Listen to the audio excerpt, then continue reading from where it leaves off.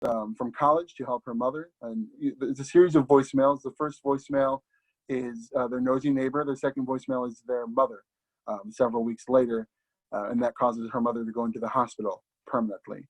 And you'll actually be able to hear those voicemails in place of the actual scene. I just wanted to let you know the first scene is audio only. And the last voicemail in that scene, which you will not hear, is her estranged brother Patrick calling, saying that he is coming home. So without further ado, I would like to introduce Built of Ivory by Pharyne Stephney-Gremore. Characters. Eleanor, 21, a biracial, white-black college dropout. Patrick Butler, 27, her white half-brother. Time, the present.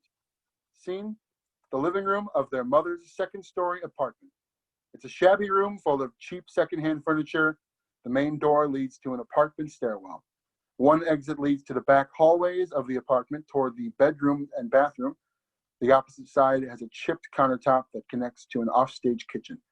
There's an outdated landline and an answering machine in the room, as well as a small freestanding bookcase. There are many small piles of books stacked throughout the room on every surface, tucked in every nook. The remnants of an avid reader's battle with cancer. A few half-filled boxes with various household items are scattered about, as if someone started the moving process but quickly gave up. Above the apartment walls hangs a semblance of a ship's sail. Act 1, Scene 1. Hi, Connie, dear. This is Mrs. Throgmorton, your neighbor. I'm calling because I think I saw your daughter sneak back into the house last night at a very unreasonable hour. And I thought you should know it woke up my dogs. I think she's been imbibing, or come to think of it, it might have been drugs.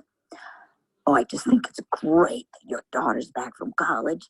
I'm sure she's a big help to you these days. How are you feeling, by the way? I don't see you walking in the mornings like I used to, so I hope that doesn't mean that things have gotten worse. But anywho, if you could let Eleanor know that some of us in this building have a decent bedtime, oh, that would be greatly appreciated. Okay, bye-bye, sweetie.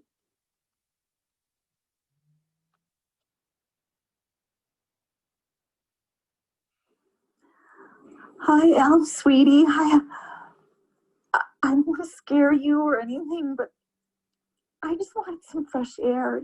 I didn't think that I would. I don't remember your cell phone number, and I don't know where I am, but this nice man let me borrow his phone. Excuse me, what was that? Fifth? Else, this man says that I'm at 5th and Waters, okay? If you could come and get me, that would be great, because it looks like it's about to start raining. Act 1, Scene 2. The lights come up on an empty apartment. Eleanor enters momentarily in winter outerwear and a stack of mail. The answering machine flashes and beeps per usual. She tosses the mail on a nearby table. When she notices the answering machine, she freezes. Leave me alone.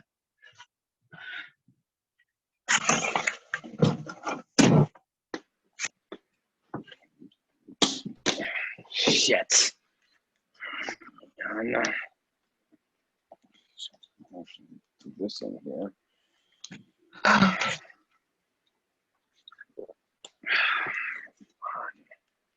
What the hell are you doing here? Oh, fuck! Oh my God, you scared the shit out of me.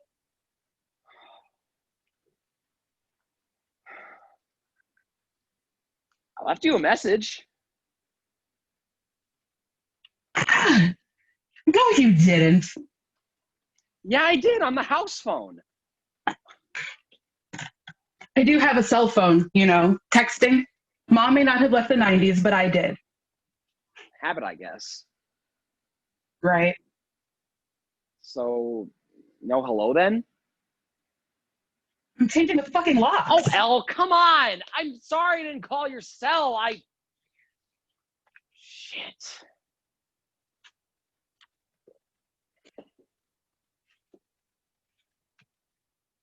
Is it always this stuffy in here? The hospital smell sticks to your clothes. After a while, you start to bring it home with you. But you wouldn't know that. There are so many books. Mom loved to read. The only thing she liked to do towards the end when she, still lived here.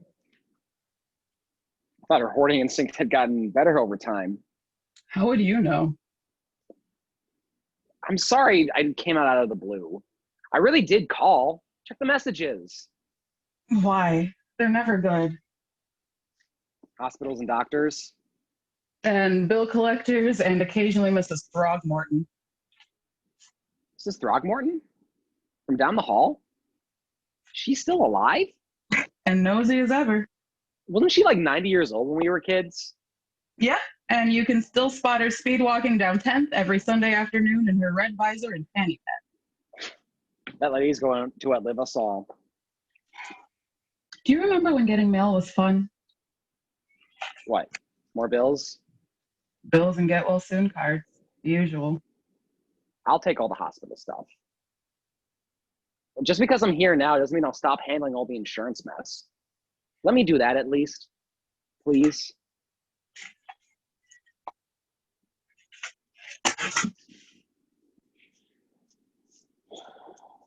Oof. So you want to get dinner or something? You can get me all caught up on Mom. Oh, we've got plenty of dinner options here. You should see all the crap people have been dropping off for me. The freezer's practically overflowing. We've got frozen lasagna from the Turners, frozen lasagna from the Casters, frozen lasagna from the Bakers, and I think Mrs. Throgmorton made a key. Turners? Bakers? Jesus Christ, does nobody ever leave this building? Only you. It's like this place is stuck in time or something. Yeah, well, frozen lasagna or quiche. Pick your poison. Whatever you want. So, you moving? Moving where? I don't know. I just, thought, with the boxes, I got drunk one night and started packing up Mom's things. Total dick move. I know. I don't know. But then it seemed stupid to put it all back. So, daughter of the year. You want some help?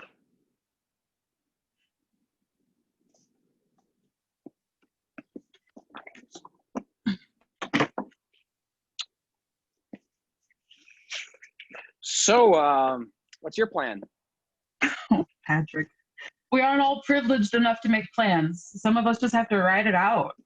Well, believe it or not, I can relate. Plans change for everyone.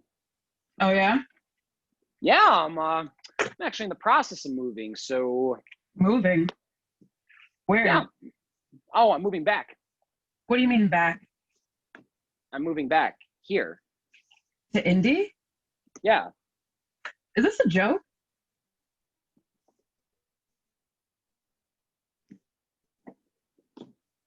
No, why would I joke about...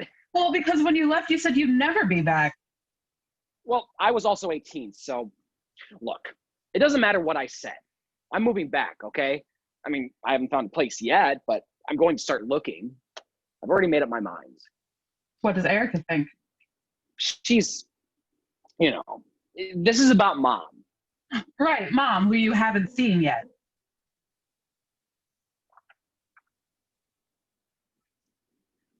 I just got back. I just got to town a couple of hours ago. I thought I'd come here first. Why? Why is this turning into an interrogation? Because Mom was dying 4 months ago and you didn't seem to give a shit, so why now? I should have come sooner. Yeah, but you didn't, did you? Too busy planning a wedding. That's not even what I was doing. Go see Mom. I told you I'm going to. I will. Act 1, Scene 3.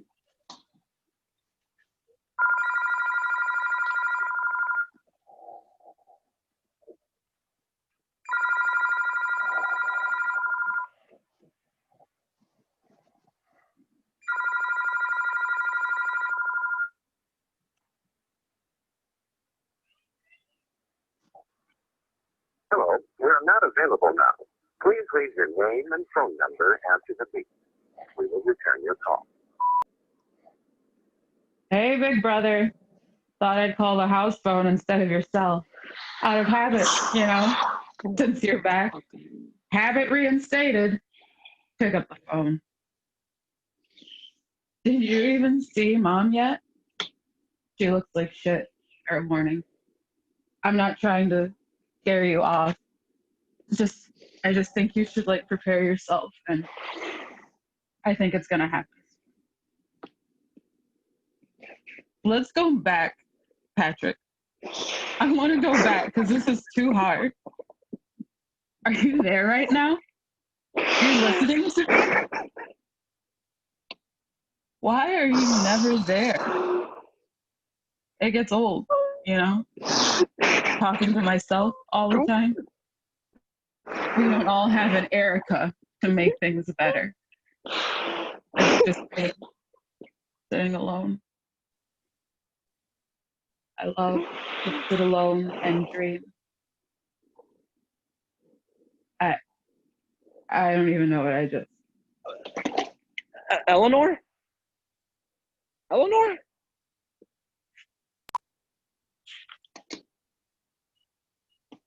Message deleted. End of messages. Act 1, Scene 4.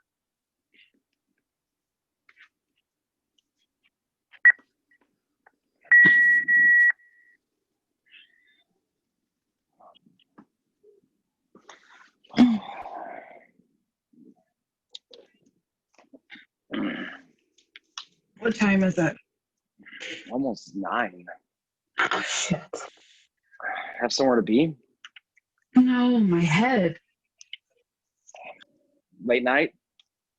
You didn't have to sleep on the couch, you know. I wouldn't have taken your room if... It's fine. Oh, God, I need coffee. I'll make some. No, it's already made. The pot's on a timer. Really? Yeah, and here you were thinking you were coming back to the ghetto.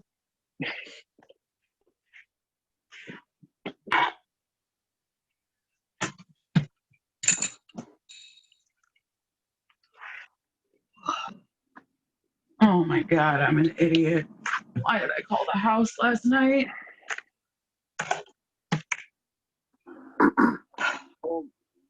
Hello, Eleanor. It's me again, Donald Harris. I'm sorry for bothering you again. It's just that, well, I haven't heard back from you yet, and I'd really like to see you. It's important to me, and I think it'll do us both a lot of good. So I gave you my number already, and you should call me. Please call me. Wow. Someone sounds desperate. Who's Donald Harris? Do you still drink it black like you did as a kid? Yeah. Good. So who's Donald Harris? The guy in the message? Did you meet him at a bar or something? What? You don't want to tell me? That's fine. I get it. No, it's not that. Nope. I get it. I really do. You're an adult. Not like I'm not here to judge. Just.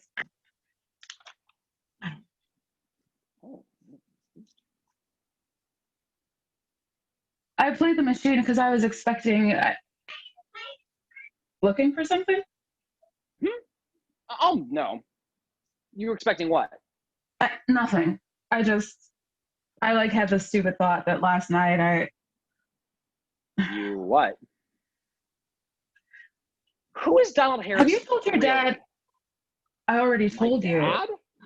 Yeah, have you told him about Mom? I mean, does he know? He knows that she's sick. You told him? Yeah, why? I just didn't know if you still talked to him, that's all. Well, yeah, I try, but communication isn't exactly my strongest suit, and he's batshit crazy, which doesn't help things. I saw him a couple weeks ago. My dad? Where? The Circle K on the corner. He's in town? I guess I was walking out and I saw him. He as didn't he see was, you, though, right? I don't know. I tried to keep my head down. I'm not exactly his favorite person. He didn't say anything, though. No, but he didn't look so good. What do you mean? He looked, I don't know, sick. Sick? He just didn't look very healthy. What does that even mean?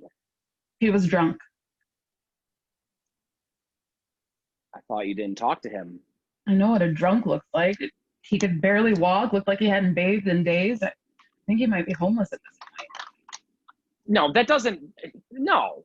I thought you should at least know. You haven't been around in 9 years. Yeah, well, I check in on him, so he has a cell phone, so I know if he was homeless. I would. Did you see Mom yet? No, not yet. Figures. I told you I'm moving back.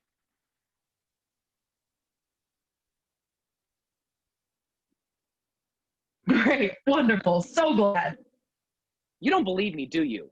Look at me, Elle. You don't need to worry about me leaving again.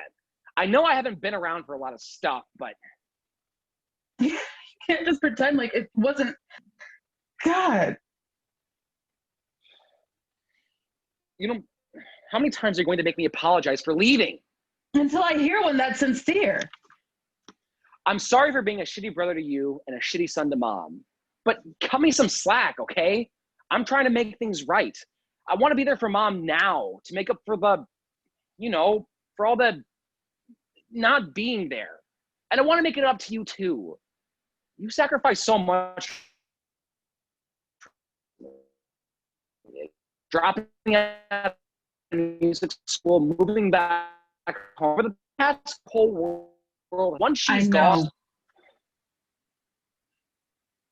I can take care of myself. I could see that. You're not a kid anymore. And I know I can't pretend like I didn't miss a lot of stuff. No, you can't.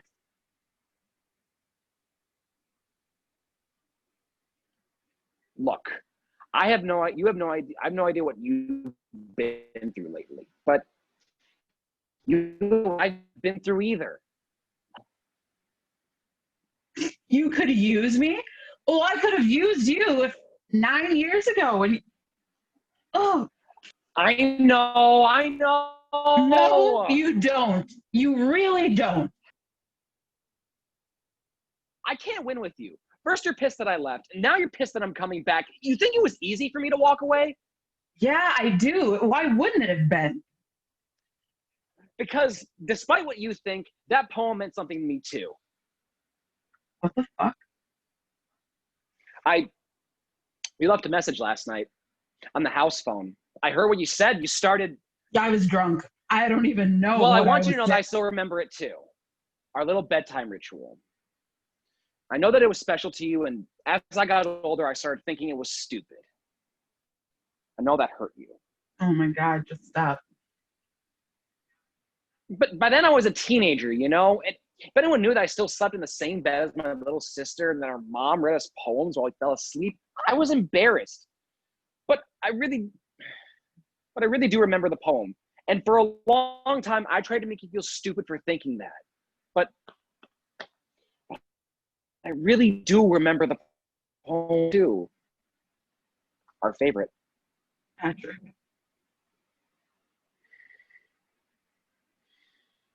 I love to sit alone and dream and dream and dream, and fancy's boat softly glide along some stream where fairy palaces of gold and crystal bright stand all along the glistening shore.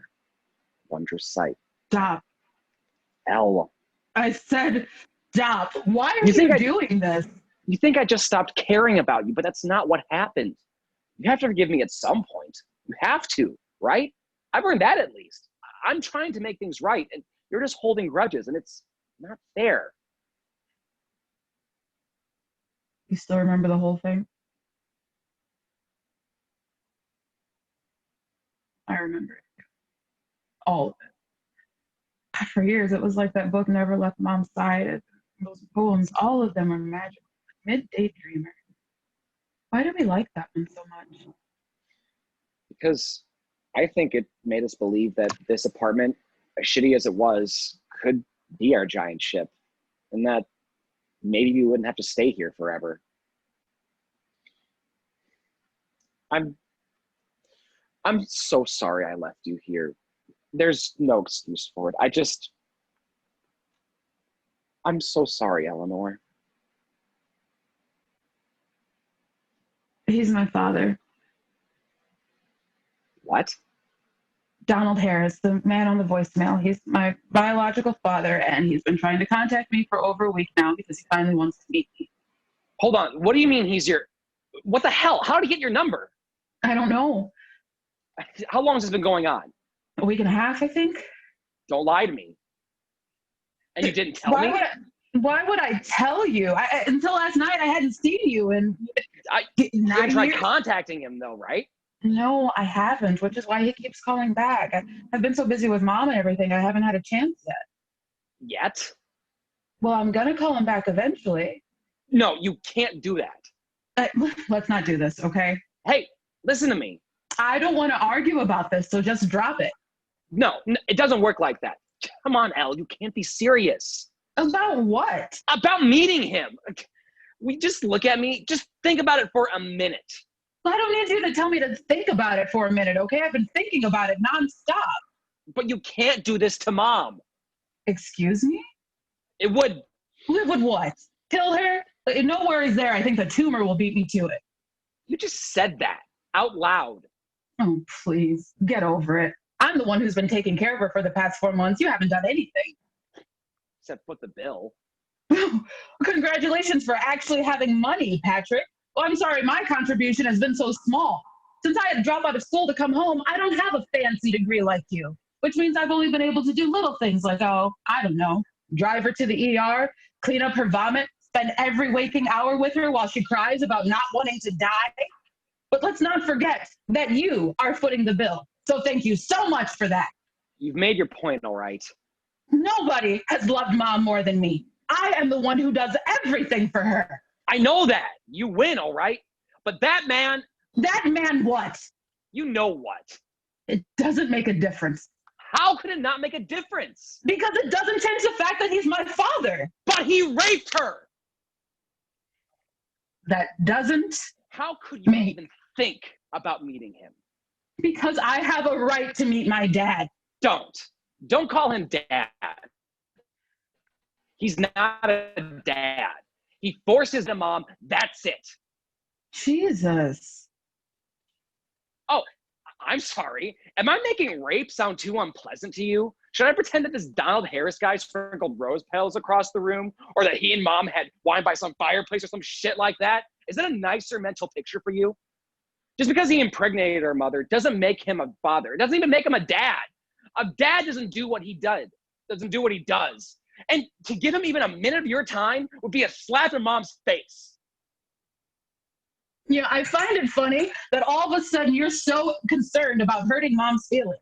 Where was all that sympathy when you stopped coming home for visits? Or when you stopped returning her phone calls? You didn't seem to give a damn about her feelings back then.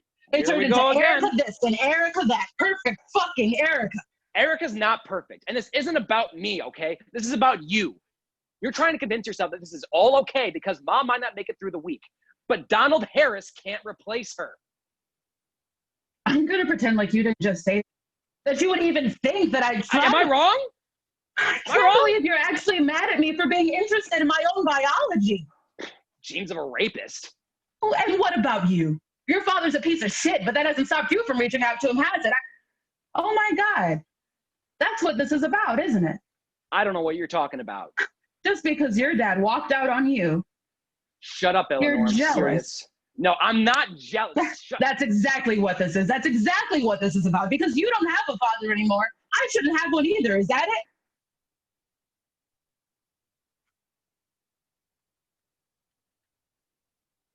I don't have a father because of your father. He destroyed my family, my parents' marriage, my childhood, everything. Your precious Donald Harris is the reason my dad left. So yeah, I hate him. I hate everything he did to this family, to my life. Jesus, you were 6 years old when I was born. Do you even remember? The world did not begin the day that you were born. I had a life. It was real. I can't believe that we're finally having a conversation about me actually meeting my dad, and somehow you managed to make it all about you.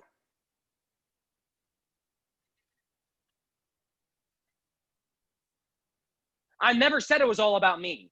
Good, because this has nothing to do with you, so mind your fucking business.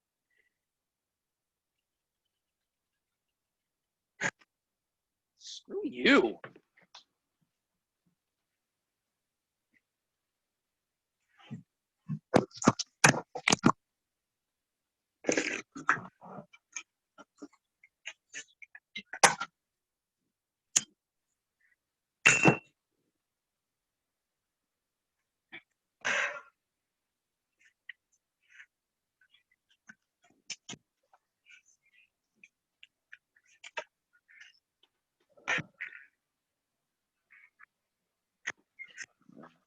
Since when do you smoke? Would you believe me if I said it wasn't the worst of my vices? Mom hated the smell of cigarette smoke. Yeah, well, Mom's not coming back here.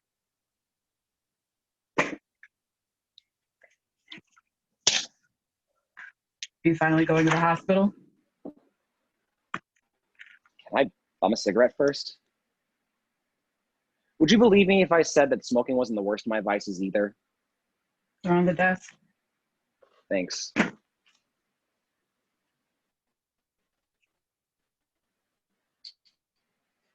Marlboro Reds? Yeah. Was it too strong for you? Don't tell me you smoke pussy shit.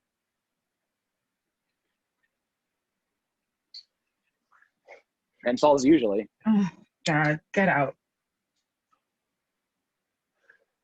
In my defense, I didn't start smoking until I turned 23. Nope. And There's no excuse good enough to justify smoking menthol. Fair enough. So what, is Erica a smoker or something? Yeah, she was. I was like Mom, I always thought it was gross. But then one day I saw her smoking a cigarette in the balcony of this guy's porch, and first night I met her. Pre-cancer never looked so sexy, huh? I bought my first pack just so I could start bumming them to her. She liked menthol, so that's what I bought. Never thought I'd actually smoke one. When did you? I saw her out at a bar with some friends one night, and I followed her outside to bum her a smoke. And she finally called my bluff that I wasn't actually a smoker. And then she begged me to have one with her because she was miserable. Apparently, apparently her girlfriends were all caught up with a group in some sort of nasty debate with a group of Republicans in the bar, and she's not the confrontational type. I couldn't say no, but I was so nervous that I couldn't get my lighter to work. And then she laughed at me, and then all of a sudden her face was super close to mine, and I felt my heart start to race. She lit my cigarette with the butt end of hers, and you were smitten. I was something, that's for sure. We actually have something in common. Oh yeah? What? We both started smoking to impress someone. What's your story? Abner Brinkerton. What? Abner Brinkerton. That was his name. Damn, I like the story already. How'd you meet him? We were at the Institute together. He was a cellist. Met him my first semester. I had just gone through the typical summer after high school epic breakup, the kind that makes you feel like you'll never be loved again. And Abner was a bit of a bad boy, which I liked. Apparently, when he was in 7th grade, his mom caught him smoking pot, so she made him start taking cello lessons to occupy his free time. She thought the discipline would be good for him. Turns out, the kid was an actual prodigy. Who would have thought? Anyway, he ended up at the Institute. Never did lay off the pot, though. And I smoked my first cigarette with him. So what happened with him? Did you guys end up dating or what? No, never dated. He had a girlfriend. She's back home in Connecticut. So, like I said, not the worst of my vices. But I don't know. After I dropped out of school, we just like stopped talking. I think he was freaked out by the whole dying mother thing. Kind of took the fun out of our fling, so that was that. But he was a good time while it lasted. Did you know that he had a girlfriend back home when you When I slept with him, yeah.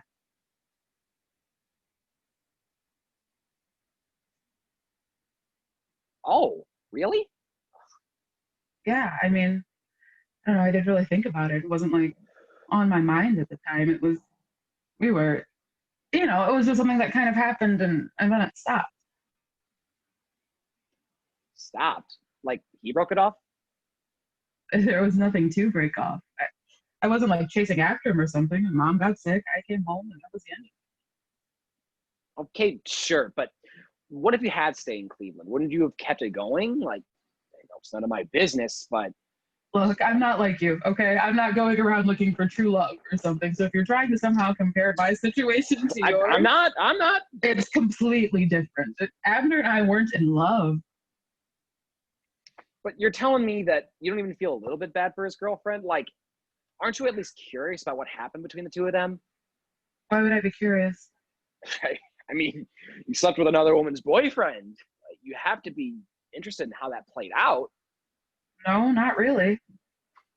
You don't care whether or not he told her. That's none of my business. You really don't feel guilty? Like at all? Like not even a little bit?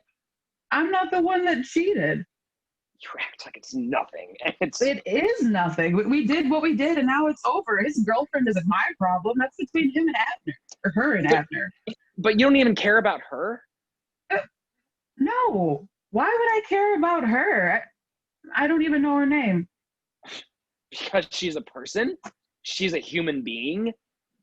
I'm not the problem. They were the problem. The fact is, most relationships end at some point. Statistically speaking, we're probably talking like 99% of them. I mean, unless you get it perfectly right your very first time, the love you feel from someone doesn't last forever. Sometimes it flips like a switch. Sometimes it fades. Sometimes you don't have a choice but to let it go. But the point is, one day it's there and then it's not. And that's normal. Those are the odds stacked against every couple and every relationship. So why would I expect anything more for me or Abner and his girlfriend? So because statistically speaking, most relationships fail, that gives you the right to go around and sleep around with someone else's boyfriend? Oh, screw you, Patrick. You don't get to make me feel guilty about this. And besides, she's probably better off without him anyway. If he hadn't cheated on her with me, he probably would have with somebody else. I can't believe you're being so callous. I can't believe you're being so judgmental. I mean, wow. I don't understand how people like you can be so mean. How can you hurt someone and not care? I mean, I just don't get it. What? What's so funny? Oh my God, you're absolutely oblivious. I mean, it's not like you've ever hurt anyone in your perfect little life. Keep it coming. Really. Keep turning everything back on me because I'm always the bad guy. Always. You screw a taken man and want to Don't talk to me like I'm some kind of... I thought I was going to marry her. Who, Erica? Yeah, I know. No, you don't. That much is very clear to me at this point. You don't have no idea what it's like to believe in love, to really believe in it. But I do. I believed in it for every second of every day since the moment I saw her smoking that disgusting cigarette on the balcony of that porch. It wasn't just a dream or some kind of fantasy. It was real. I felt it. I tasted it. It wasn't all in my head. It couldn't have been. So many times I'd be staring at her, just marveling at the fact that I had this amazing, beautiful woman. And then and we kind of just lost in thought, you know. Then she'd look at me and smile and then start to wonder, was that smile even for me or for him? I don't even know anymore. Wait a minute, what the hell are you talking about? I don't know how you people can do it. Sleep around with someone else who you know is taken. I mean, even if you don't know the other person's partner, even if they're just a title with no face, I don't know how you can do it. You're not getting married anymore, are you? Oh God, Patrick, I'm so sorry. Don't. I'm so sorry. I had no clue. You don't have to. I don't even know what to say. Don't say anything. I mean, everything happens for a reason. Are you kidding me? I said don't say anything, and you literally choose the worst thing you can possibly say to a person. Everything happens for a reason. Well, no shit. Everyone knows about cause and effect. What I want to know is why some reasons are so unfair. That's just the way the world works. Well, you're just full of wisdom. Look, I get it that you're upset, but maybe it's a good thing that the two of you didn't work out. It sounds like she cheated on you. That's it, right? She was having an affair. Happy people don't have affairs. Happy people don't have affairs? Who the hell do you think you are? Get that smug look off your face. Excuse me? You're so proud of yourself, aren't you? You and that guy, Abner. You got to be the girl he chose over his girlfriend. This has nothing to do with... Does it make you feel good, huh? Does it make you feel sexy? Like a nice little ego boost? You need to back off. You're so proud of it. You're so proud of it, aren't you? God, I hate people like you. You think it's the world that's screwed up, but it's not. It's you. People like you are the reason the world is a living hell, because you destroy everything and everyone around you, and then you stop caring. You just shrug your shoulders and say, that's the way the world works. Well, it's not. It doesn't have to be. I'm not going to listen to this anymore. You can't come into my apartment and talk to me like this. This isn't your apartment. It's Mom's. You don't own anything. All you do is take and take and take, and none of it is yours. You don't deserve any of it. I'm going to the hospital. Yeah, run to Mom. Sounds like the perfect plan. It is the perfect plan because she's dying, Patrick. At least I give a shit. Stop acting like you're so much better than me just because you've spent more time with her. I think you owe it to her, because the way I see it, I think that any woman with half a brain would have gotten rid of you the moment you were conceived, the very moment you were even a possibility. But she didn't. For some stupid reason, she didn't. She had a perfect life, perfect house, perfect husband, and a son who adored them both. The perfect family. And then you came along. All she wanted to do was forget about what that man, that disgusting Donald Harris, did to her. But no. You came out looking the way that you do, and she was forced to relive that nightmare over and over and over. She had to give up everything because of you. Everything, okay? Nothing I ever did could ever outweigh the fact that you were never supposed to exist. And that is a debt you will never be able to repay. She had to give up everything because you're alive, because you exist. And you make her relive that every time she looks into your eyes. Let go of me. You're hurting me. I'm hurting you? I'm hurting you? I'm hurting you? You don't know what hurting feels like. Let go of me. Then go to your fucking nigger rapist father.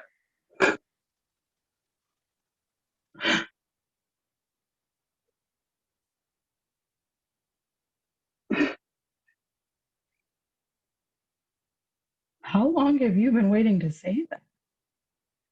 Huh? I loved you more than anyone. When you were born and my dad walked out, I hugged you like you were the only thing I had in the world. When you were born, I would have done, when I was a little kid, I would have done anything for you. All those nights of our bedtime ritual, Mom reading us those stupid poems out of her favorite book, us falling asleep together in my bed. Once I got older, I may have dragged my feet and grumbled, but I did it. I did it for you. Even when I was 14, 15, 16, fucking 17 years old, I held you in my arms every night because I loved you. Do you have any idea what it's like for a 13-year-old to learn that his sister was never supposed to exist?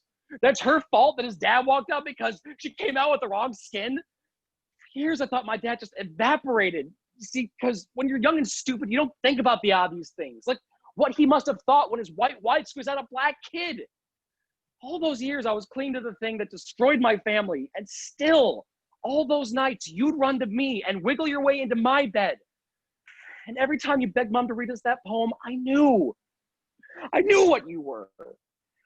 I just laid there and took it until I couldn't take it anymore. So when I turned 18, yeah, I moved out. That's so hard to believe that I wanted to get out of this apartment, this goddamn sinkhole. And what about me? You think I wanted to stay? I wanted that ship from our poem to take us away. You promised me it would. It was make-believe. You promised. And then you left me to fend for myself. And we both know that I was taking care of Mom long before the cancer. All the panic attacks, the times she couldn't even get out of bed, I was there and you weren't. And we never talked about it. You have no idea how hard I worked to get into that institute. And you sure as hell don't know how hard it was to give it all up, to come back home to this. But I did, because that's what you do for the people you love.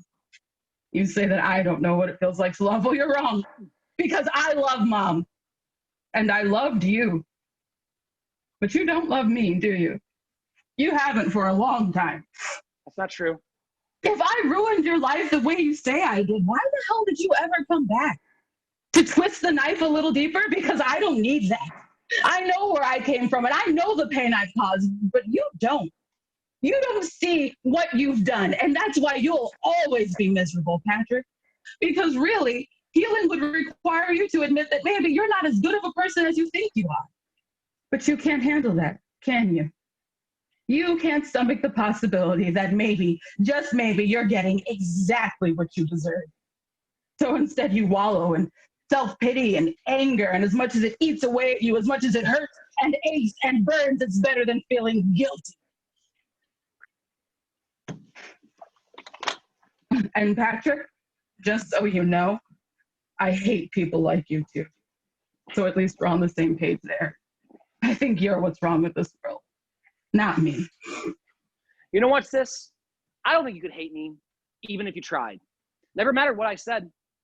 You always crawled into my bed every night, didn't you? I'm gonna have a family. My father's gonna hold my hand and wipe away my tears, and when Mom dies, he'll be there to comfort me. Who will you have, Patrick? Huh? Mom will be gone, your dad will still be white trash, and me? I swear to God, I will forget that I ever had a brother. Maybe if you could have satisfied Erica, you'd still have her, but shit, you couldn't even do that, could you? You have never been enough for anyone. Not for Mom, not for your dad, not for me, and definitely not for your fiance, who probably had to imagine riding someone else's dick just to get through a single night with you. There is no one waiting to lay in your bed, Patrick. I can guarantee you that.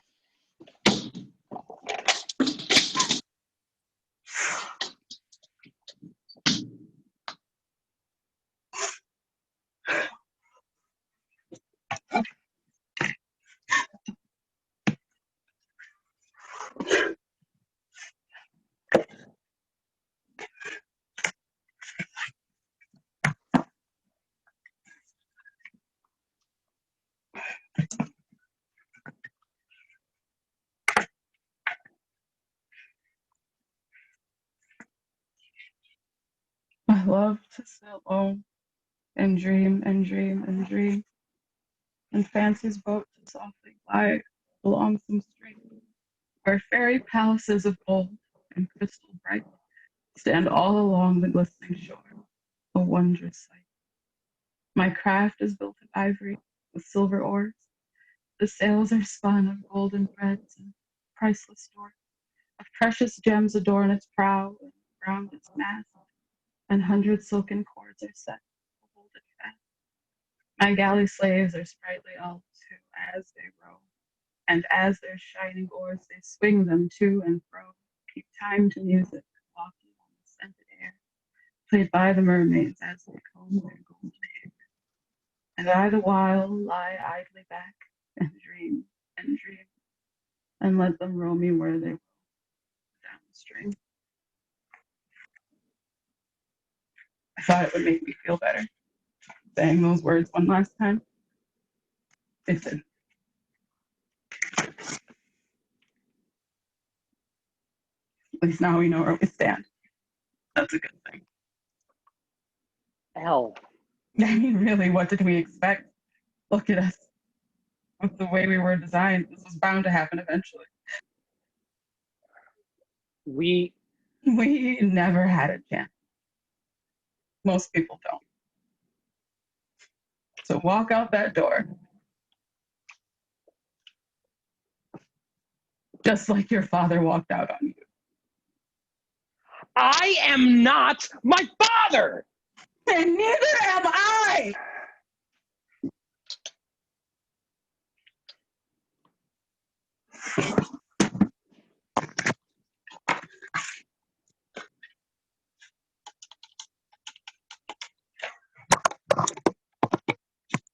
Hello. Dad?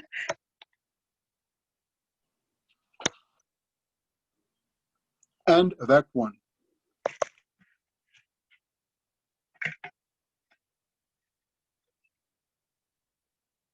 We now will take a 10-minute intermission. We will begin again at around 1 o'clock. Thank you all so much.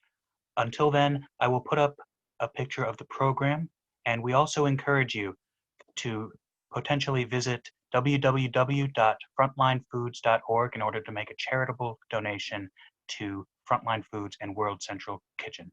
Thank you.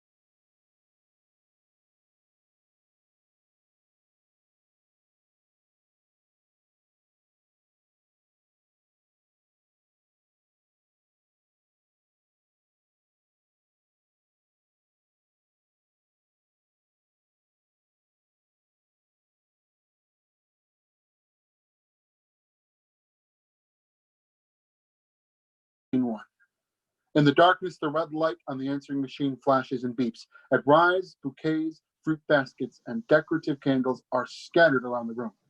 A large potted plant with a garish bow sits out of place next to the couch, where Eleanor is sprawled out in formal black attire. She's been crying.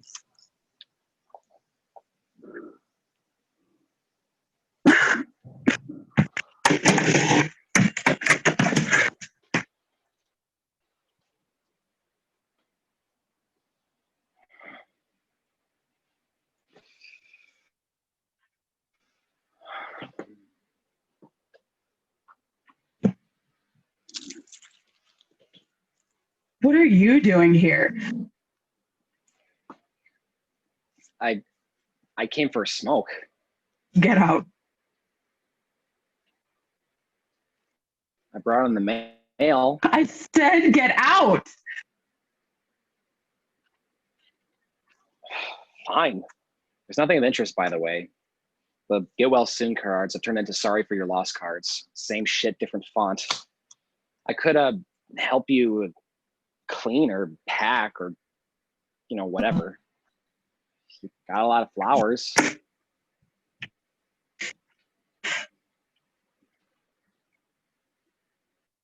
Leave me alone.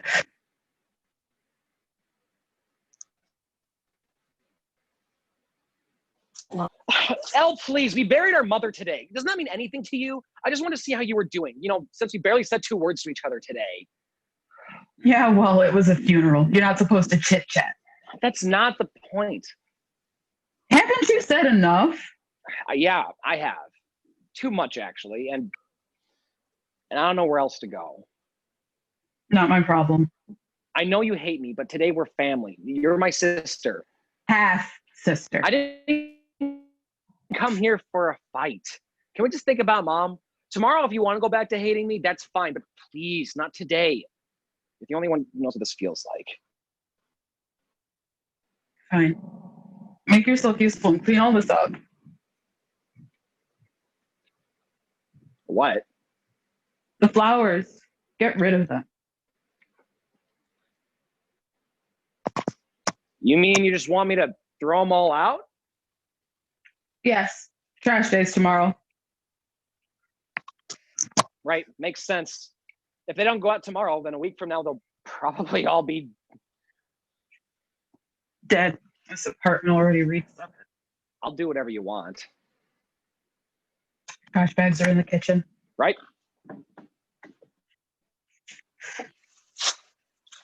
I've been staying at Motel 6 2 streets over. Mm-hmm. Wait, what? It still sucks, by the way. Are you talking about the one we stayed at the time our building had the Leak. Yeah. yeah. The one with the bugs that fell from the ceiling? Yep. Gross. How long ago was that gas leak?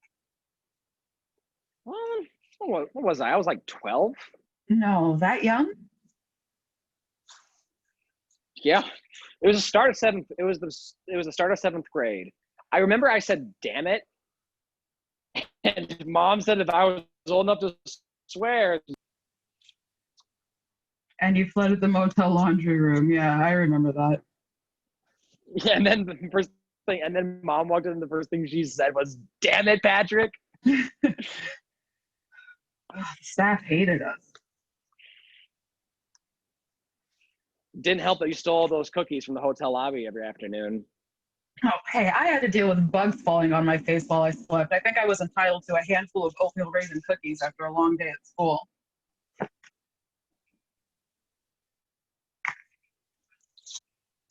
What was that? Delaney, D. It started with a D. Ooh, Donahue. Right, Donahue. Right. God. What a dick. He hated you. What did he tell Mom? He said that like you were like a menace or something. Oh God, it was something But that wasn't the pretentious, word. like I was becoming a detriment to the culture of the establishment, or something stupid like that. Like the Motel 6 is on par with the Ritz. It's got like half a star on TripAdvisor, but to Mr. Donahue, oh no, how dare I track a little dirt into the lobby? I mean, with all those Persian rugs to keep in pristine condition. That stick was shoved any farther up his ass, it'd come out his nose. At least Mom was on your side. Well, of course, the man totally insulted her. He actually had the nerve to question whether or not she was my mother. Oh, God, I remember that. Yeah, the prick was all like, I need to speak to her actual parents. And then Mom lifted up her shirt. I am her actual parent, and I've got the stretch marks to prove it. I can't believe he actually said that to her. It happened all the time. Well, I didn't have it much better. What do you mean? At least you two had the same last name. Eleanor Ames, Connie Ames, Patrick Butler. I was the black sheep of the family. Or, but anyway, you'll be happy to know that there haven't been any bug incidents this time. Or, I don't know, you probably wish that there were, huh? Guess I deserve it. What the hell am I supposed to do with this? Like, who would send something like this for a funeral? It's enormous. All right, check the card. Mrs. Throgmorton, I should have known. Maybe she's expecting us to donate it to a park or something. I think that's trendy, planting trees in memoriam or something like that.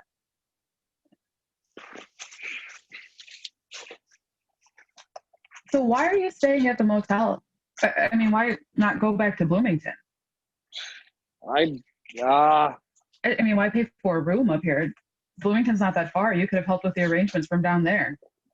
I actually don't have a place down there anymore. You're kidding. No. But your apartment. Yeah, I haven't lived there for a year and a half. Wow. Yeah. I moved into Erica's place. She had a bit more space. It was dog friendly, away from the heart of the city. It just made sense, you know, back then. Oh, Yeah. I had no idea. So you really did plan on moving back to Indy, huh?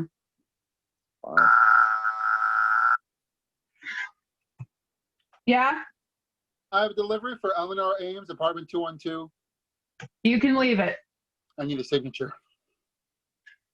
Fine.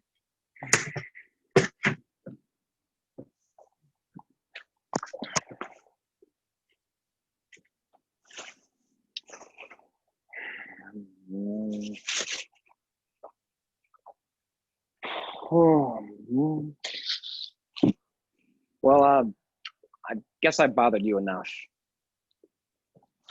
Had I known about Connie's pain and suffering, I might have done this sooner. Words cannot express the sadness in my heart for your loss and the loss of true beauty in this world. My thoughts remain with you and Patrick. Who's it from? Donald Harris. What? It's signed Donald Harris. Let me see that. What is this? Did you write this? Did I? What? What the hell is this? Did he write this? Why did he send the flowers? I don't know. Did you tell him about Mom? No, I didn't. Don't lie to me.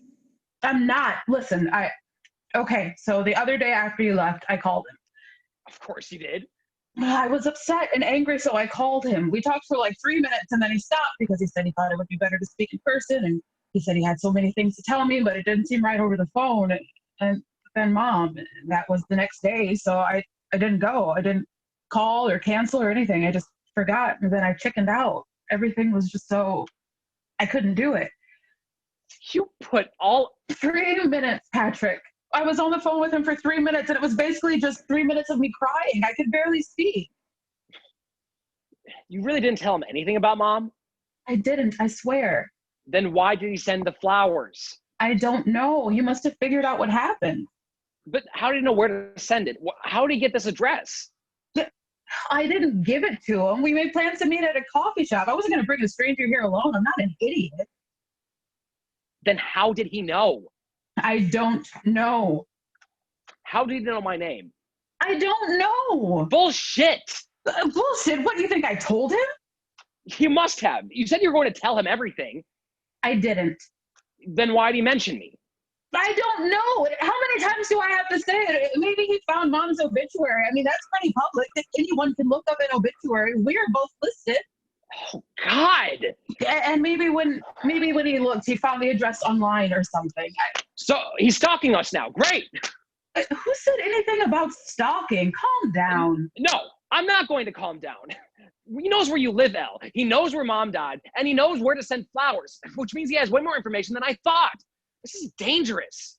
And maybe he was worried when I didn't show up for our meeting and he decided to dig. Why are you acting like a psychopath? A rapist has won you over with a bouquet of flowers, and you're calling me a psychopath? Yeah, you're right. I'm overreacting. You are overreacting. And this doesn't sound like a rapist. I can't believe you just said that. Yeah, well... Anyone can put anything on a piece of paper. It doesn't mean this doesn't sound like a rapist. Are you kidding me? Could you use your head for 2 seconds here? I just meant that it doesn't sound like a threat. He could have brought the flowers himself if he wanted to scope out the place or something weird like that, but he didn't.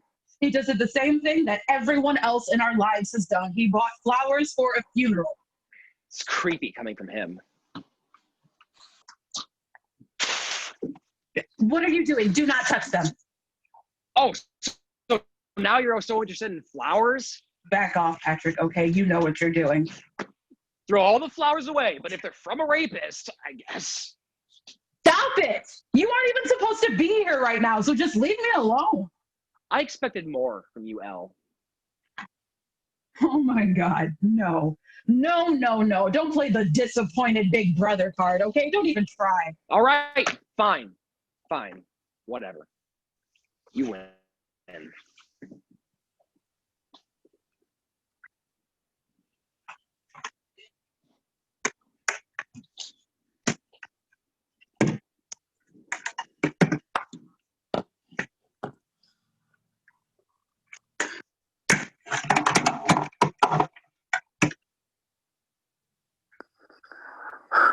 Hi, Eleanor. It's Donald Harris again. I probably shouldn't have called again this week.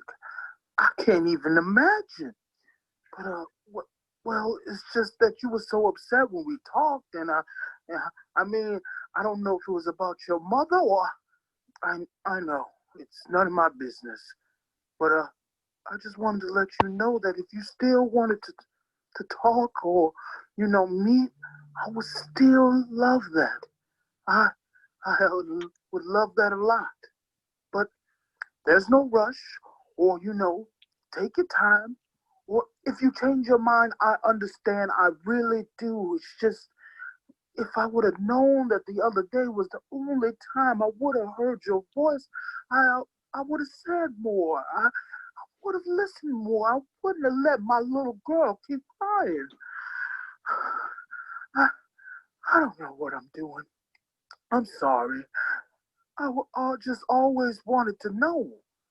The day Connie told me she took the pregnancy test, I just, I always wanted to know for sure.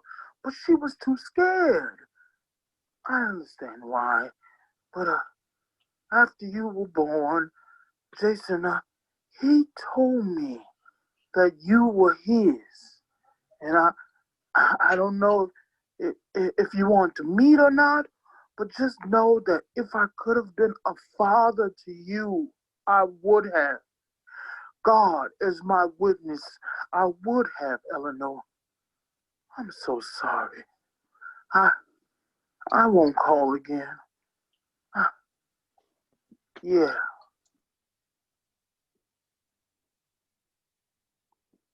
I got rid of all the unimportant flowers. Is there anything else you need from me before I go? It wasn't rape. What did you just say?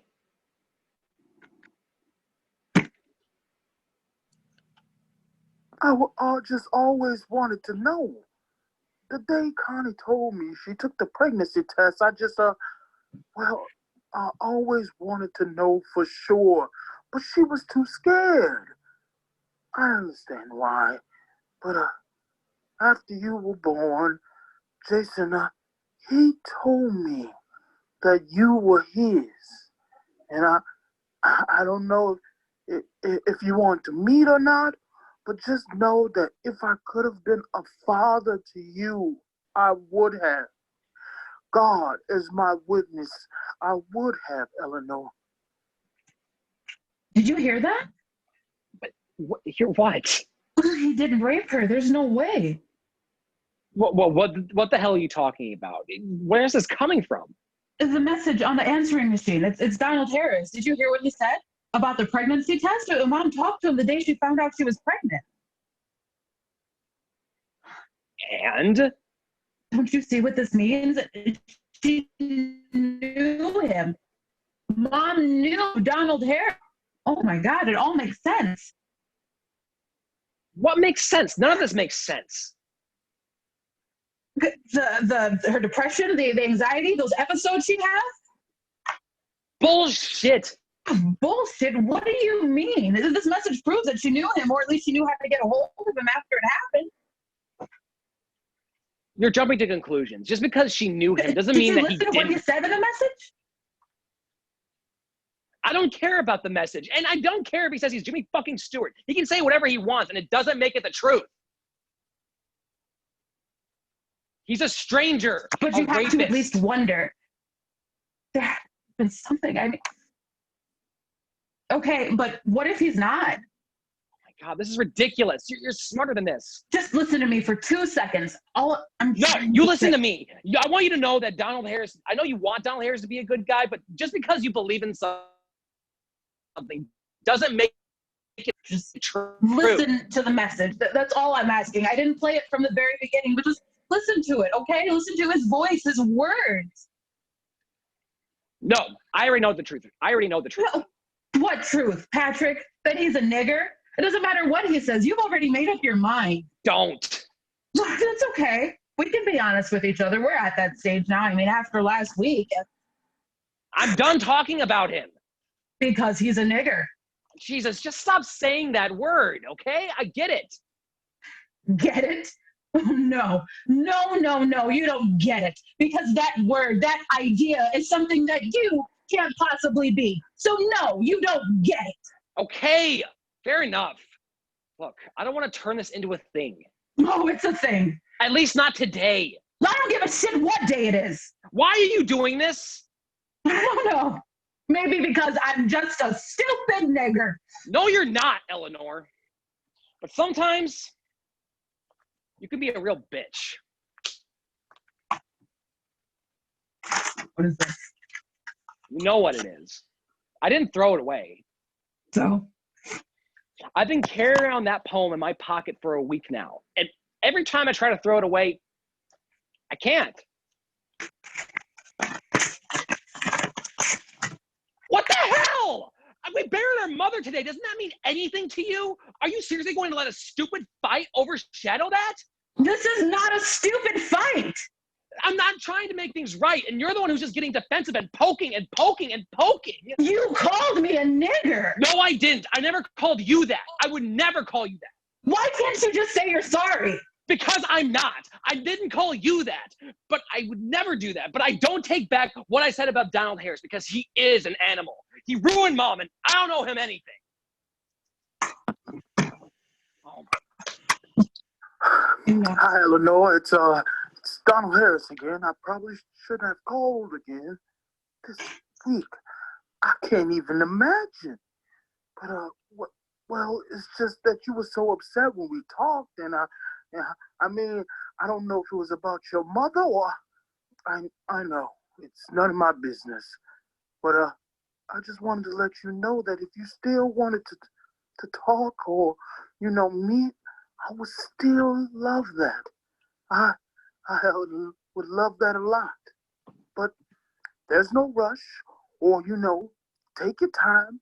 Or if you change your mind, I understand. I really do. It's just, if I would have known that the other day was the only time I would have heard your voice, I would have said more. I would have listened more. I wouldn't have let my little girl keep crying. I don't know what I'm doing. I'm sorry. I just always wanted to know. The day Connie told me she took the pregnancy test, I just, I always wanted to know for sure. But she was too scared. I understand why. But after you were born, Jason, he told me that you were his. And I don't know if you want to meet or not, but just know that if I could have been a father to you, I would have. God is my witness. I would have, Eleanor. I'm so sorry. I won't call again. Yeah. Don't you want to know the truth? Because it doesn't add up. You have to at least acknowledge that much. Words cannot express the sadness in my heart for your loss and the loss of true beauty in this world. Patrick, what if there's more to the story than we realize? What more could there possibly be? What if he loved her and she loved him? No. It would make sense. How would that make sense? There's nothing logical about that at all. Maybe she wasn't happy with her husband and she... You mean my father? Don't say her husband. You know exactly what you're doing right now. Patrick. My dad versus yours. She could have had an affair. Jesus. Mom did not have an affair. How would you know? She wouldn't do that. Yeah, and neither would Erica, right? How dare you? Everyone has secrets. You, of all people, should understand that. Mom had secrets. The pills, the nights when she collapsed to the ground, the mornings when she couldn't get out of bed. God, She was a single mother. Life was hard. she had crippling depression. It was ugly and terrible. And God, for once, can we both just acknowledge that out loud and both agree to the fact that she was not okay? Even if she was depressed, it doesn't prove that you're making some wild assumptions. Yeah, maybe I am, but so are you. Can't you be open-minded for once? I understand why you'd want them to think that you were in love or they had some kind of relationship or something. It's a much better picture for you. I get that. But even if they did know each other, that doesn't prove that Donald Harris isn't a monster. Just because you're delusional if you think that a woman's never been raped by someone that she knows or trusts, loves even. It doesn't matter what that guy says. I know that he raped our mother. How? How do you know? You seem so sure, but this is my life, my existence, and I don't know where I came from. Mom and I never talked about it. Even after you left, I wanted to ask her. I wanted to more than anything, but I was too scared. I could never work up the courage after you dropped a bombshell on me and then bailed, and now I can't. All I have is you. So please, put the bullshit aside and just tell me the whole truth, everything you know. You don't understand. So help me then. But then I was old enough to know that something wasn't right, that we weren't like most families. My dad made sure that I knew that you were a mistake and that mom was damaged goods. I remember the one weekend he actually took me to his weekend. He came through on his promise to take me up to his apartment for the weekends. He couldn't tell me the definition of saunter, but he made sure I knew what a whore was. He told me that mom had gotten herself ruined and she could never be the same. See, that sounds like she upset him. I had my first drink that weekend. And he had my dad had a couple of his buddies over, and I figured he'd be too drunk to realize that I had stolen one of his beers out of his fridge, and I'd stuck it over into my room. Well, the closet where he put my sleeping bag. But my dad did notice. He counted his beers. I don't understand what this. And the next thing I knew, he was yanking me out of my sleeping bag by my leg. I wiggled inside of it head first, trying to drink the beer without him knowing. I thought he was going to be furious, but he just patted me on the back and started laughing. He lifted me up on his shoulders, took me upstairs to his buddies, and announced to the whole room, "Pat wants to be a man." And he poured me a shot of whiskey, and I choked it down. And he told me I was a man, or at least imagine a man a virgin twat could be. And we were watching this movie. I don't know, some kind of dirty, What, porn? maybe, yeah, some sort of cable thing. But look, I don't know, but I just remember asking Dad if I could go to bed, and he said that I was part of the gang and I could stay up with them if I wanted. And I didn't, but I kind of did. I'd seen pictures before, but nothing like that. I closed my eyes at some point. I just remember my dad smacking me, not to like hurt me, just, like jolt. And he pointed at the screen and told me to watch because I deserve to know the truth about Mom, about why he left. Compared Mom to a porn star? Jesus Christ. No, you don't understand. What that guy was doing to her in that movie, it was like screaming and crying. It wasn't like she wasn't enjoying it, Why would they watch that movie? Who does that? I was 13. I knew what sex was, but I didn't understand it could be like that. But that night, it all started to come together. And when I went back home, I cornered Mom in the kitchen. I asked her about you so many times, and she always dodged my questions with, "It's not polite to bring up people's race, and all colors were beautiful." But this time I just wouldn't give up. Why is Eleanor black? I just want to know why Eleanor is different. And I kept asking her over and over until finally she just started sobbing. You know the way she used to carry on. She couldn't breathe. And usually that'd be enough to make me back off, but this time I just had to know, like, why is Eleanor black? I didn't understand what I was doing to her by asking, like what I was making her relive. I know it wasn't Dad who did this to you. It couldn't have been. And then it just sort of clicked, the movie, and I couldn't get it out of my head. So I took a breath and I asked her, I know who did this to you. A black man, right? I know what he did. She dropped the knife she was holding and collapsed straight to the ground. And that's when I started to cry too, because I'd figured it out. Dad was right. She was ruined. And we just sat there for the longest time. And I didn't care that I was 13 years old being held by my mother, because I knew that she needed me, because she had been holding in that pain for so long. I didn't know any of that. No, you didn't, because I protected you. From that day on, I didn't want you to know where you came from. I'm so sorry he did that to you. Wait, what? Your dad, he brainwashed you. No, that's not the... No, don't try to stick up for him. Not after everything he said and done. I didn't just tell you all that just so you could shit on my dad some more. We both know he's an asshole.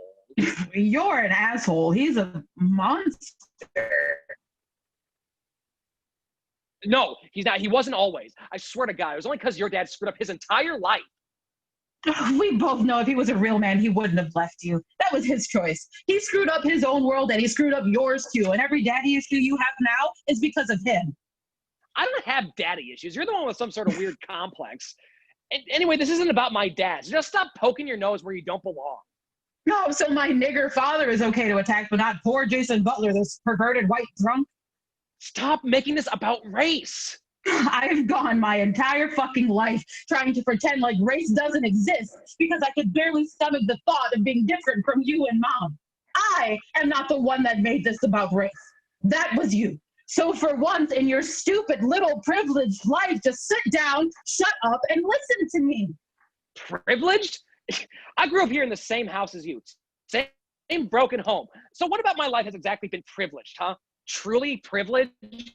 Not a whole lot. You're right. Our childhood was shitty and none of it was our fault. But what makes you privileged is that you feel like somehow you deserve a free pass because of it. Well, let me tell you something. You don't. So sit down, shut up, and just listen to me. We have to consider all the options, okay? We owe it to Mom to find out the truth. If Mom wanted us to just start... No, shut up. All you have done since coming back home is run your mouth.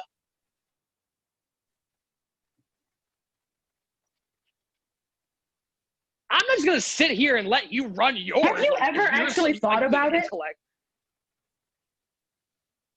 I thought about what? About your dad and what he actually did. Let's give him the benefit of the doubt, okay? Best case scenario, he walks out on his family forever after finding out his wife has been brutally raped and her newborn child isn't his. That's the story that fits the timeline, right? It wasn't until I was born that he left, so that's the best case scenario. On the voicemail, Donald Harris said that Jason told him I was his child. Why would your father claim me as his daughter? Me, the one person he can't even stand to face when he's falling over at a gas station reeking of booze. Why would he tell Donald that I was his? I don't know. To scare him away. To make sure he never came looking for Mom again because she was a whore who didn't deserve happiness. You have the nerve to call my dad a rapist when really your father's the one who fucked Mom over. And I mean, I know they were divorced, but he didn't even show up to the viewing. He didn't send a card, or at least Donald sent flowers. And if he's a nigger, then what does that make Jason, huh? I never said he was a good man. As hard as it would have been, he could have stayed. If his wife was raped and she didn't tell him until I was born and she didn't have a choice, well, he could have swallowed his pride and been a father to you, to me. He could have been a husband. He could have protected us, and we could have been a family. It is screwed up, sure, but still a family. But he had the choice to be a real man with honor and dignity. And I think you've forgotten that, Patrick. Or maybe you never even considered it. There's always a choice. But maybe that pride was a little too hard to swallow. Because you tell me, which is more humiliating for white suburban Jason Ball? Finding out your wife was raped by a black man, or finding out she was in love with one? Think about Erica. What? Just think about the hurt, the anger, the disgust. Maybe the way you feel about Erica, maybe it's like that for your dad. You can't just assume that. And neither can you. Why did mom cover it up, Patrick? Why did she try to pretend like it never happened? She was scared. Even after I was born? Well, I mean, obviously she was terrified, but instead of coming out with it, she hid it, buried it deeper, and prayed that it wasn't Donald's, that I was her husband's. But she must have known that there was a chance. She talked to Donald the day she found out. That doesn't prove that they were having an affair. But it does prove that mom lied, and that's what I'm trying to say. She knew Donald, and she talked to him the day she found out about her pregnancy. And then after I was born, your dad went to Donald and tried to cover it up. And that means he knew Donald. He didn't, or at least he knew how to get in a hold of him. He didn't lie to protect mom. He lied to hurt her. That doesn't make sense. Because we don't have all the pieces of the puzzle. But think, your mom knew Donald. Your dad knew Donald. Okay. So if nothing else, you weren't told the whole story. I mean, most of what you picked up from that memory of your dad's house is fabricated in your head, suggested to you. I did make it up. And mom's not a liar. Did Erica lie to you? Not even going to answer that. Lying is a hell of a lot easier than admitting you cheated. And I would know. I lied to you about Abner. He wasn't just a good time. I was absolutely crazy about him. But his girlfriend, she was there. She wasn't just a faceless, nameless person that I could pretend didn't exist. She was there the whole time, every day. You knew her? Cecily was a violinist. Third chair, and I was usually fourth. You know what that means, right? It means I sat by her every day. Complimented her perfume, laughed at her jokes. If she got a haircut or wore a different shade of lipstick, I knew. I let her borrow my rosin all the time, and the only thing I wanted from her,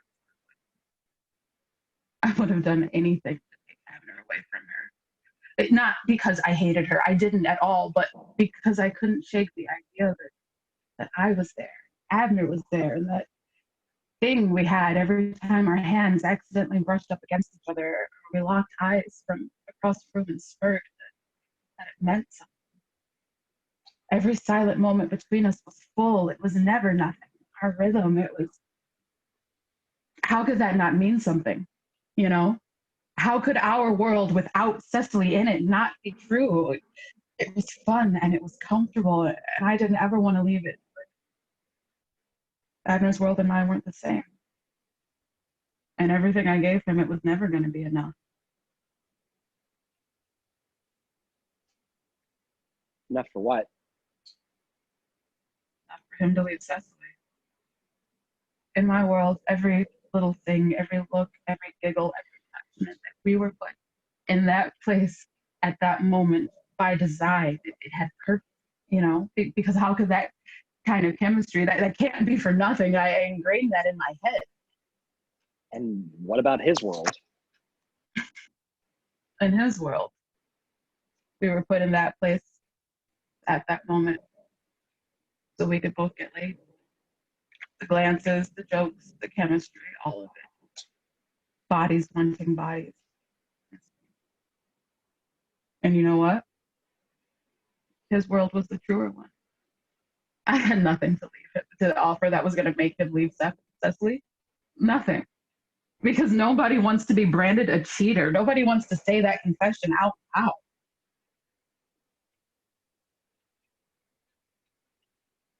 So you don't think he ever told her? Of course not. What's easier to convince yourself that the impulsive need to fuck an acquaintance in a soundproof practice room is a mistake, not the 2 years invested in a pretty blonde with a secure future and influential family. Cecily's parents were benefactors of the Institute. Her grandmother was a retired professor, retired from the Chicago Symphony Orchestra with some of the greatest connections a music student could ever hope for. Who would give all that up for this? For me? No, I will always be the mistake, the problem. And it's my own fault that I got hurt thinking I could be something more. Mom and I are more alike than I ever knew. In what way? We're both liars. Erica, did she tell you the truth? I know you don't want to talk about it, but I just want to know. Did she actually confess to you?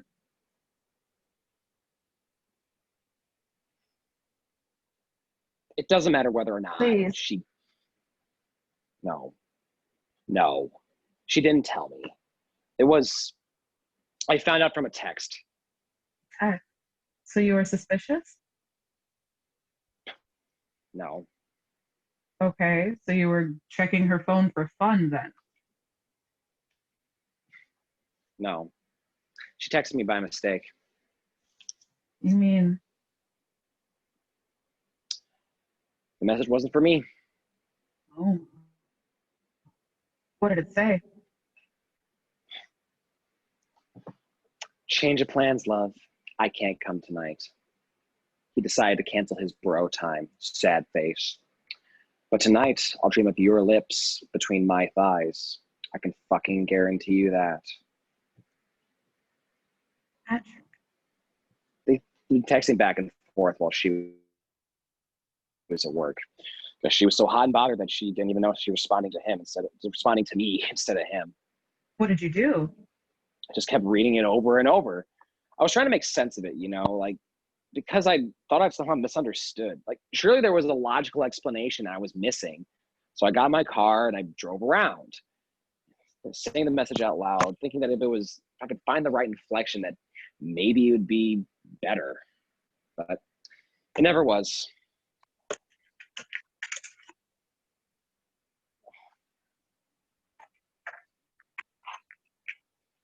She didn't even realize she made a mistake. When she got home, she was surprised I was even there. She always got off work right before me. I had already packed up a suitcase and I met her at the door. I asked her if everything was okay, and she said no. She asked what was wrong, and I told her that there was no need to cancel her plans on account of me. And then I walked out, got in my car, and drove away. Wait a minute, when did this happen? 11 days ago. You mean? I drove from Erica's apartment straight here. Shit.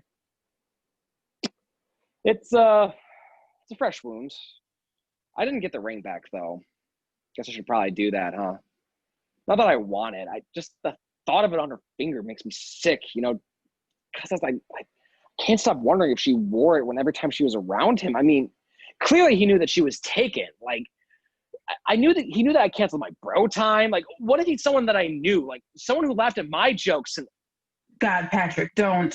I just can't stop thinking about it, about her and him. What the guy she was dreaming about, what he looked like what he smelled like, the image of them screwing, it's actually in the back of my eyelids, It's is he taller than me? Stronger? Funnier? Does he have a massive horse cock? Fuck! I don't know what it is, but I can't stop wondering. You want to know what the scariest part is? What? Part of me was actually happy when Mom died because I had something to think about besides Erica moaning someone else's name. I mean, I've still thought about her all week, a lot. And now every now and then I get distracted. It's always a relief to realize that I've been thinking of a different kind of pain that for just a handful of minutes. God, how messed up is that? What's wrong with me?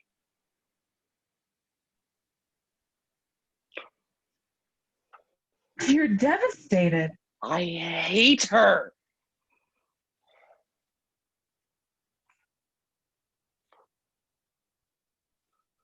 I think you're allowed to hate her, at least for a little while. It's only been 11 but what days. if I can't get over it? What do you mean? I keep having these moments where I don't feel like me. I feel myself cracking or splitting. It's like there's this whole new person underneath. It is not me. It's someone else that I can't stand, that I don't want to be. It scares me. I'm terrified of this person, but it is me.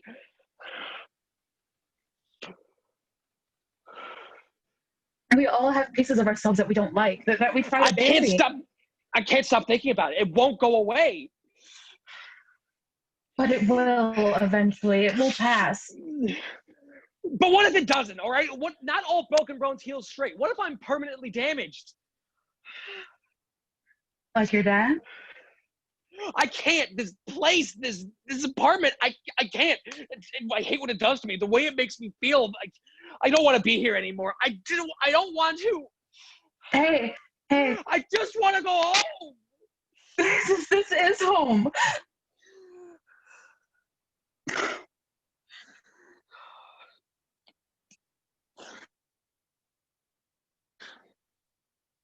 Oh, God.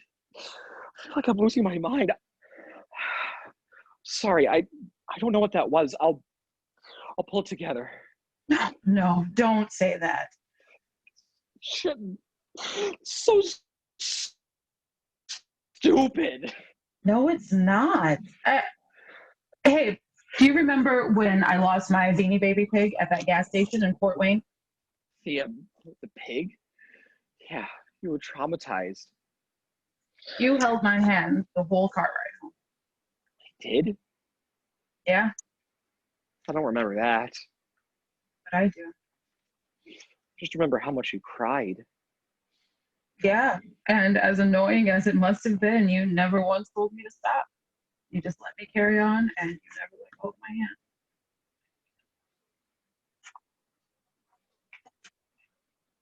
You were so upset. Yeah, I know. Over losing a stupid Beanie Baby, I probably could have replaced it on eBay for 50 cents. I wish our biggest problem was still losing a stuffed animal. Wouldn't that be nice? When you're young, you feel like it's never going to get any harder. They tell you to just enjoy being a kid while it lasts, but they never tell you why. Because if you knew, you'd be terrified every time your birthday rolled around. If anything, just to go back, just for a day, to know not know how hard everything gets. It's still dreams. And fancies boat along some stream. Fairy palaces along the shore, watching the mermaids. Singing with the elves. Believing that maybe one day I really would sail a magnificent ship.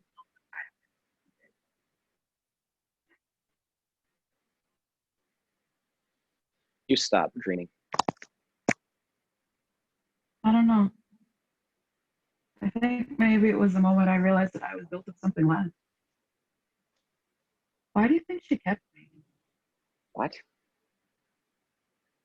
Mom, last week you said any woman with half a brain would have gotten rid of me. I said a lot of stupid things that day. No, it's okay. You were right. I'm lucky to even be here. I know that. But that's why I never doubted that Mom loved me. She didn't say it often, but I felt it. And that was always enough. But now that it's not enough anymore. And now I want to know why she didn't get rid of me. Same reason she didn't get rid of me. I was her son and you were her daughter. You and me aren't the same, though. You were supposed to happen. I wasn't. In no world, in no scenario was I supposed to exist. I've been a problem since before I was even born. From the very beginning, I'm everyone's worst fear come true. Hey, no. Dirty laundry, a destructive secret, a whisper, a mistake, a regret. That's all I've ever been. Not to me. The poem. That's what I'm built of. The poem doesn't fix anything. It doesn't change who I am. But you still remember every word of it, though, right? Yeah, so? Well, that's who you are to me. My little sister who believes that things really do that things really do mean something, that they have worth.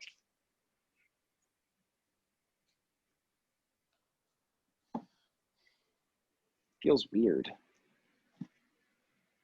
Holding Mom's clock. She was always so protective of it. I'm sorry I tore out that page. I shouldn't have done that. I shouldn't have ripped it And up. no, I don't apologize for anything. Okay.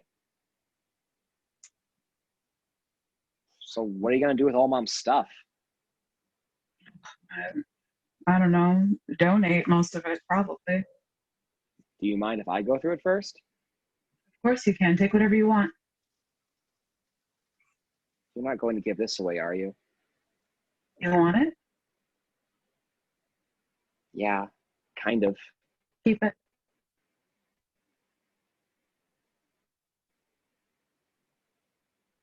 Are you sure? Keep it. Please. Thank you.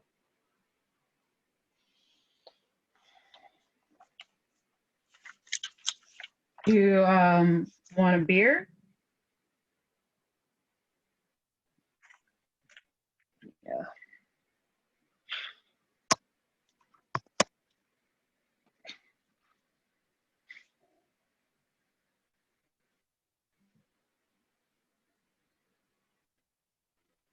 Are you okay?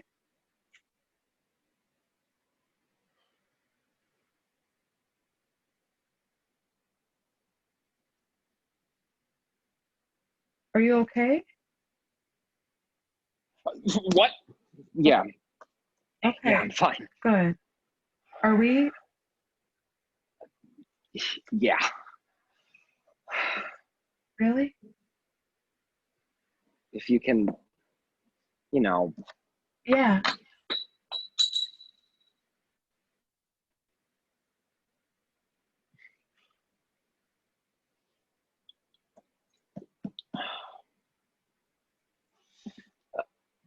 Look at the first page.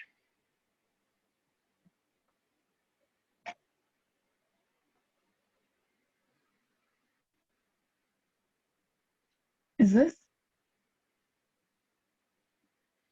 To my beloved Connie, for you and yours, and possibly ours, I can give all of my love. Donnie, did you just find this? What do you think it means? I know one way to find out.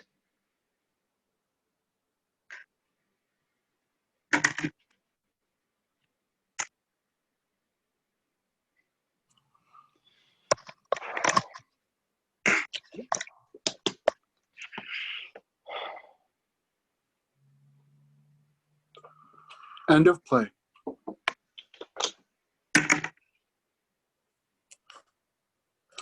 Thank you very much, everyone, for joining us for Built of Ivory. I hope that you've enjoyed this production.